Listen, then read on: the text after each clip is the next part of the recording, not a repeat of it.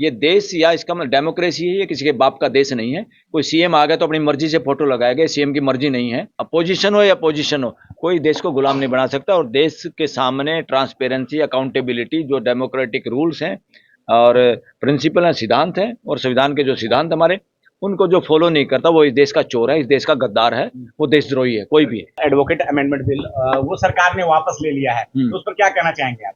भाई उन्होंने ठीक काम किया। और पहली बात तो इस तरह का बिल आना ही नहीं चाहिए था। जब हमारी बार काउंसिल के पदाधिकारी ये कह रहे हैं कि हमने मीटिंग जब हुई सरकार के साथ या जो भी कंसर्न अथॉरिटी के साथ, उन्होंने बता दिया था कि इस तरह के पॉइंट ये नहीं चलेंगे, ठीक नहीं है। तो उन्होंने कहा था चलो इन पॉइंट को हम हटा देते हैं, जो एज पर स्टेटमेंट में बता रहा हूँ। और बाद में उन्हीं पॉइंट को दोबारा से आपने डाल दिया बिल में। तो इसका मतलब है लोगों से डेलिब्रेशन यानी चर्चा करने का मतलब क्या है? फिर इसका मतलब तो आप फॉर्मेलिटी करते हैं कि देश के लोग जो स्टेक होल्डर हैं किसी कानून में, या देश की जनता कोई अपनी राय देना चाहे तो राय दे सकते हैं। आपको तो राय माननी नहीं होती, फिर राय का मतलब क्या है? फिर ये ड्रामेबाजी देश के साथ करने की क्या जरूरत है? और जब के किसी के चीज को सबसे ज्यादा जानने का नॉलेज या नबज जो है वो हमारी बार काउंसिल ऑफ इंडिया के जो पदाधिकारी उनके पास है, क्योंकि वो हमारे चुने हुए नुमाइंदे होते हैं वकीलों के। उनकी बात भी नहीं मानी।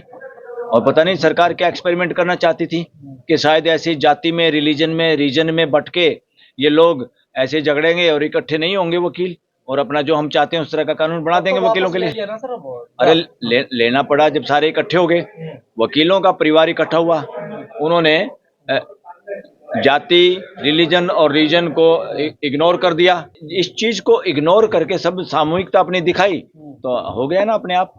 तो एकता में ताकत है, एकता में ही ताकत है, एकता में ताकत है, और सबके साझे मुद्दों में ताकत है। अगर वो सबके भले के लिए है, उन मुद्दों पे इकट्ठा होना चाहिए, क्योंकि मानव जाति का सॉफ्टवेयर एक जैसा है, मानव जाति की फीलिंग एक जैसी है। तो सबको समानता, वो इसी बात की तो है, फीलिंग की समानता है, सॉफ्टवेयर की समानता है। तो सबका भला भी कॉमन ही है। और तो उस बात पे जब चलें, सब हम इकट्ठे हो जाते हैं, तो सामने किसी की तो ताकत नहीं। तो बड़ी बड़ी पार्लियामेंट ने काम किया, बड़ी पार्लियामेंट, एडवोकेट्स की पार्लियामेंट, जो इस देश की पार्लियामेंट से भी ज्यादा लोग हैं एडवोकेट। पार्लियामेंट में जो बैठते हैं वो तो इतने एडवोकेट भी नहीं है, उनको कानून का इतना, संविधान की ज्ञान भी नहीं है जितना ज्ञान एडवोकेट्स को है। और वो सारे एडवोकेट्स इकट्ठे हो गए तो बिल वापिस लेना पड़ा। और देश में सबसे ज्यादा दो ही लोग संविधान के हिसाब से काम करते हैं, लोगों के फंडामेंटल राइट की चिंता करते हैं। नंबर एक आप लोगों ने कोर्ट को बंद कर दिया था। नंबर एक एडवोकेट्स, नंबर दो मीडिया, सोशल मीडिया, वो भी क्योंकि एक तो गोदी मीडिया हो गया। वकीलों ने अपना रोष इजहार करके इकट्ठे होके काम बंद कर दिया। और काम बंद करने का मतलब ये नहीं है देश को नुकसान पहुंचाने की कोई मंशा थी, काम बंद करने का इसमें देश के लोगों का पूरा सहयोग था, क्योंकि देश के लोग भी चाहते थे कि इस देश में सब डरे हुए हैं, सबकी आवाज दबा दी जाती, जो मर्जी उल्टा पुल्टा कानून पास कर दिया जाता है। उल्टा पुल्टा कानून ही तो है यूएपीए पीएमएलए, निरंकुश कानून बनाए और सुप्रीम कोर्ट कुछ नहीं कर पाई, देखती रही। सुप्रीम कोर्ट के खुद दो चार जजेज ने लोगों को जमानत दी, अपना ज्ञान से, अपने उसके दृष्टि, कॉन्स्टिट्यूशन में अपने वो इनोवेटिव तरीके निकाले और लोगों को जमानत दी। पर बाकी लोग तो अभी भी जेलों में पड़े हुए हैं। इसलिए पार्लियामेंट कानून बना दे, वो ये नहीं है कोई अच्छा कानून होगा, वो खतरनाक कानून हो सकता है। इसलिए हाई कोर्ट और सुप्रीम कोर्ट के पास पावर है उन कानूनों को रद्द करने की। और देश के पास तो 24 घंटे पावर है, देश की जनता तो मालिक है। तो देश की जनता ही बड़ी पार्लियामेंट है, देश की जनता ही सुप्रीम कोर्ट ऑफ इंडिया है, देश की जनता ही सुपर प्राइम मिनिस्टर है, देश ही, ये देश, पूरा देश राष्ट्रपति भवन है, देश ही की जनता ही राष्ट्रपति है। बलराज जी, यूपी सीएम योगी आदित्यनाथ ने कहा है कि जो जिस भावना से आया है उसको महाकुंभ में वैसा ही दिखाई दिया है, तो गिद्धों को लाश दिखाई दिया है और सुअरों को गंदगी, इस तरह की भाषा का प्रयोग करता है। वो बकवास करता है, वो उसकी भाषा बड़ी वो है, वो कपड़े लाल पीले पहन के वो, और अपने आप में योगी शब्द भी गलत है उनके साथ लगाना। कोई योगी आगे नहीं। योगी क्या होता है? जो योग का काम करे। क्या योग का काम? जो अस्तित्व पूरे नेचर के साथ, पूरी मानवता के साथ जुड़ के, जुड़ाव का काम करे। वो भी तो संत आदमी है। और जुड़ के जो हम काम करते हैं, वो भाषा ना तो किसी के खिलाफ जाती, वो सबको प्रिय होती है। और वो जो बयान दे रहे हैं, और योगी का क्या काम? शासन का। वो डेमोक्रेटिक माइंड नहीं है, वो शासन मानसिकता है। शासन मानसिकता होती है जिसकी उसकी इस तरह की भाषा निकलती है, चाहे कोई भी है। हमारे अंदर भी जब शासन मानसिकता हावी हो जाती है, हमारे मुंह से भी इसी तरह की आवाज निकलती है। ये किसी का वो नहीं है, ये मानसिकता की गड़बड़ की वजह से जो ये बात करते हैं इस तरह की, उनको ये ध्यान रखना चाहिए। इस तरह की बेहुदी बातें नहीं करनी चाहिए किसी को भी, खासतौर पर जनप्रतिनिधियों को। वो एक जनप्रतिनिधि है, उनकी जिम्मेदारी है, और उनकी जिम्मेदारी कुंभ के साथ नहीं है। कुंभ के साथ, कुंभ में नहाने वालों के साथ भी, नहीं नहाने वालों के साथ भी, सबके साथ है। पूरा 140 करोड़ का परिवार, या यूपी का कितने करोड़ की आबादी, यूपी की 22 करोड़ उसकी, और जनप्रतिनिधियों की तो, सिटीजन की तो जिम्मेवारी पूरे देश के 140 करोड़ के लोगों की है। हमारा 5-7 आदमियों का परिवार बड़ा होके 140 करोड़ तक पहुंचता है, और मैं तो कहता हूँ इससे भी बड़ा होके 800 करोड़ तक पहुंचता है। जो धरती पे जितने लोग रहते हैं वो सब हमारा फैमिली है, तभी वसुदेव कुटुंबकम के को मायने हैं। सर, दिल्ली में जितने भी ऑफिसों में बाबा साहब और भगत सिंह की फोटो सब हटा दी गई है। हाँ, ये नॉनसेंस किया, क्योंकि जिन लोगों की फोटो लगाई है वो किसी भी सूरत में डॉक्टर अंबेडकर और भगत सिंह के आसपास उनका ना चरित्र है ना आचरण है। अगर कोई कहे कि देश के प्राइम मिनिस्टर की या राष्ट्रपति की फोटो लगाना जरूरी है, तो अगर ऐसा वो है तो कोई दिक्कत नहीं इस बारे में। इसमें बल्कि शासन की बू आती है। राजाओं के समय में ऐसा होता है कि राजा की फोटो हर जगह लगेगी।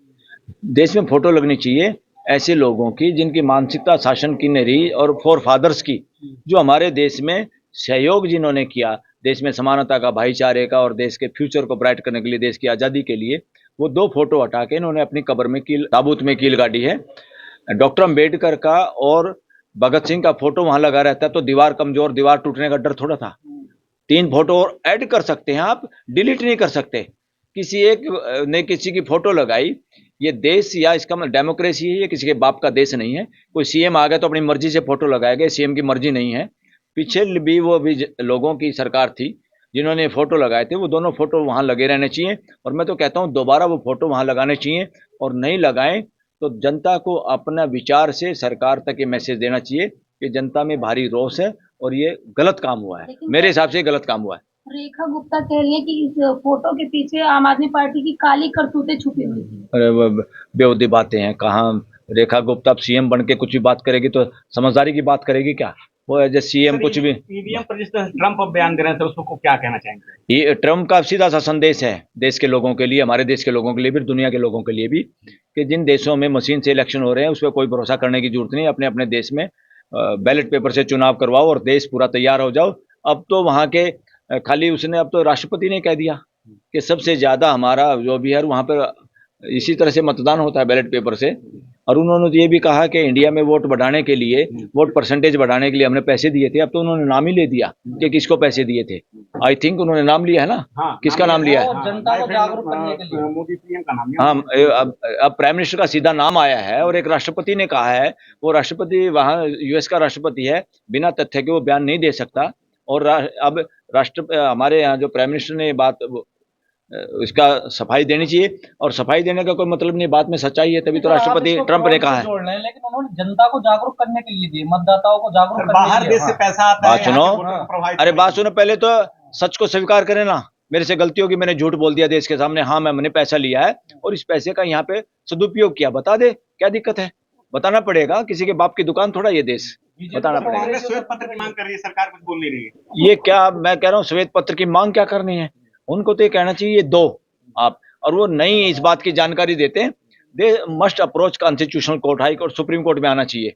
ये देश को नपुंसक नहीं बना सकते इस तरह, कोई भी सत्ता में बैठा हुआ लोग या कोई भी अपोजिशन हो या पोजीशन हो, कोई देश को गुलाम नहीं बना सकता। और देश के सामने ट्रांसपेरेंसी, अकाउंटेबिलिटी, जो डेमोक्रेटिक रूल्स हैं और प्रिंसिपल हैं, सिद्धांत हैं, और संविधान के जो सिद्धांत हमारे, उनको जो फॉलो नहीं करता वो इस देश का चोर है, इस देश का गद्दार है, वो देशद्रोही है, कोई भी है। कांग्रेस सीधे सीधे आरोप लगा रही है कि आरएसएस जो है बाहर देश से पैसा लेती है देश के लोकतांत्रिक मूल्यों को ध्वस्त करने के लिए। आरोप लगाती है। अगर कोई आरोप का जवाब देने सामने नहीं आता तो समझो उन्होंने, कांग्रेस ने जो आरोप लगाया वो असली है, सही है, वो सच्चाई व्यक्त कर रहे हैं। और देश को इसमें चिंता करनी चाहिए और सोचना चाहिए।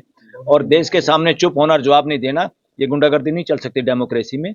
ये राजाओं का राज नहीं है, मर्जी नहीं है किसी की। तो इस देश में राजनीतिक व्यवस्था है, और ये व्यवस्था को राज में बदलने की जो कोशिश है, ये खतरनाक है देश की डेमोक्रेसी के लिए और देश के युवाओं के लिए और देश के फ्यूचर के लिए। हमारे देश के लोग किस तरह से इंटरनेशनल जो ह्यूमन राइट है उसका भी वायलेशन हो रहा है, और देश का प्राइम मिनिस्टर वहाँ जाके मुस्कुरा के भी आ गया, घूम के भी आ गया, उसके बावजूद हमारे नौजवानों को हथकड़ी लगा के, बेड़ियाँ लगा के जिस तरह यहाँ उतारा गया है देश के अंदर, वो इससे ज़्यादा नपुंसकता सरकार की नहीं हो सकती। आज तक देश में ऐसा नहीं हुआ इस तरह से, और ये सारा का सारा वायलेशन है, अपनी जिम्मेदारी से भागना है और कमजोर है देश के लोगों के फंडामेंटल राइट सुरक्षित रखने में नाकाम रही है सरकार। इस पे देश से माफी मांगनी चाहिए और देश को ऐसे सारे लोगों को जो देश के साथ, देश के लोगों के अधिकारों के साथ नहीं खड़े होते, उनका चुनने का या उन लोगों को सत्ता में या व्यवस्था में रखने का कोई फायदा नहीं।